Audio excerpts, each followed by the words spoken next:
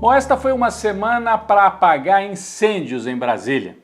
Uma semana em que o presidente Lula chamou Arthur Lira, o poderoso presidente da Câmara, para conversar e tentar reduzir as tensões.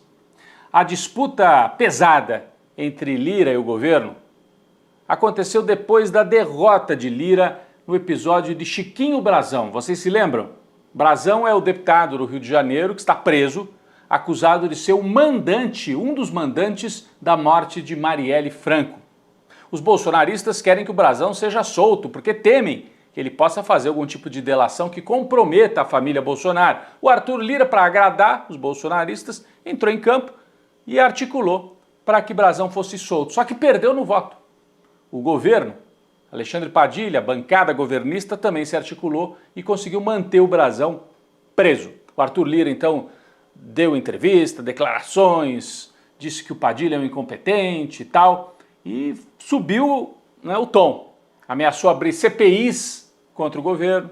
Bom, Lula chamou o Lira para conversar, disse que quer entendimento, não quer confronto, e depois deu uma entrevista, a gente tem aqui a imagem, num café da manhã com jornalistas.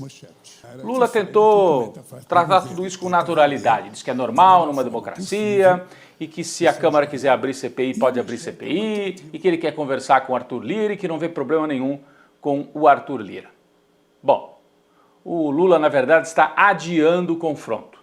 O Arthur Lira está em fim de mandato, quer eleger o sucessor na presidência da Câmara e o Lula quer eleger um outro nome que não seja tão poderoso, que tire um pouco do poder que hoje está concentrado. Com o Arthur Lira ele decide verbas, decide orçamento, concentra muito poder.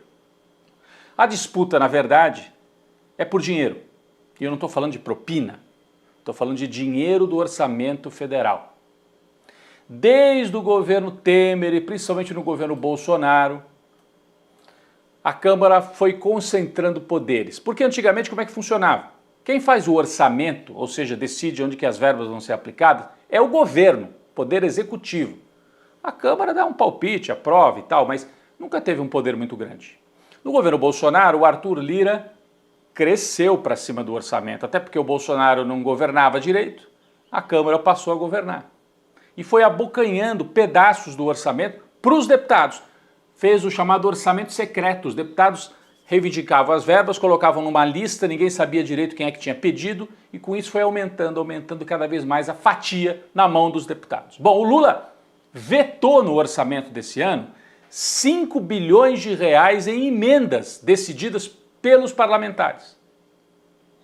5 bilhões de um total de 53 bilhões, então só 10%, mas foi o suficiente para o Arthur Lira dizer, não, eu quero o que é meu. Ele quer ter o poder. Quem decide o dinheiro do orçamento tem poder. E o Brasil está no meio desse embate. O Lira também quer mais cargos no governo, ficou irritado porque um primo dele foi afastado da direção do INCRA, Instituto Nacional de Reforma Agrária, lá em Alagoas, quer avançar sobre o Ministério da Saúde, então existe essa disputa. Aliás, o Arthur Lira deu uma entrevista defendendo explicitamente que o Brasil deveria caminhar para um semipresidencialismo, quase um parlamentarismo, para que o Congresso oficialmente tivesse mais poder. Mas isso já foi refutado 2 vezes em plebiscito pelo povo brasileiro. O Lira quer poder para os deputados. Bom, vamos continuar acompanhando esse embate. No fim do ano vai haver algum tipo de choque entre Lula e o governo e a turma do Arthur Lira e do Centrão. Foi adiado esse confronto. Essa foi uma semana também em que o bolsonarismo murchou um pouquinho, né? Depois daquele ato esvaziado em Copacabana, no Rio de Janeiro. Foi menos gente do que eles esperavam. Tiveram toda aquela agitação feita pelo Elon Musk. Acharam que com aquilo iam encher as ruas. E foram 30 mil pessoas para o Rio de Janeiro. Não é assim, pouquíssima gente. Mas se a gente pensar que na Avenida Paulista eles colocaram quase 200 mil, e que em 2022, na mesma Copacabana, colocaram mais do que o dobro, alguma coisa está saindo errado no Rio de Janeiro para o bolsonarismo. Será que é o fato do Brazão ter sido preso, dos dois, Chiquinho e Domingos Brazão, ligados à milícia? Há um racha ali? A máquina bolsonarista no Rio de Janeiro está em crise? Bom, isso serve também para a gente ver que essa borbulha de internet, Elon Musk, postagem para cá, o dono do Twitter, do X, significa muito barulho, mas às vezes no mundo real não mexe. Nesse caso, não mexeu. E o Musk perdeu força, né? Porque ficou falando que o Brasil vivia uma ditadura, que a liberdade de expressão tem que ser absoluta. Só que nos Estados Unidos acabaram de proibir o TikTok. Vocês viram isso? É uma das redes mais usadas pela juventude nos Estados Unidos. Proibido o TikTok nos Estados Unidos porque é de origem chinesa. Então, não dá para virem falar de liberdade de expressão, que no Brasil nós queremos liberdade de expressão, mas não porque os Estados Unidos são professores disso, né? Musk tem que baixar a bola dele. O bolsonarismo, de qualquer maneira, segue a procurar apoio internacional, já que aqui no Brasil os processos avançam, o Bolsonaro está em dificuldade. Eduardo Bolsonaro foi para a Hungria nesta semana para participar do encontro da CEPAC, que é uma articulação dos movimentos de extrema-direita pelo mundo.